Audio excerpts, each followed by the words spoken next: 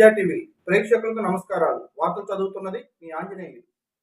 దర్శి మండలం పరిధిలోని బొట్లపాలెం గ్రామంలో పోలింగ్ రోజున వైసీపీ టీడీపీ పార్టీల మధ్య ఘర్షణ వాతావరణం నెలకొంది. ఈ ఘర్షణ వాతావరణంలో పలువురు గాయాలు. హుటాహుటిన సంఘటన స్థలానికి చేరుకున్న పోలీసులు అక్కడ జరుగుతున్న వైసీపీ టీడీపీ పార్టీల మధ్య ఘర్షణ వాతావరణాన్ని సద్దుమణిచి అక్కడ ఉన్న వైసీపీ టీడీపీ కార్యకర్తల్ని వెనుదిరిగి పంపించడం జరిగింది.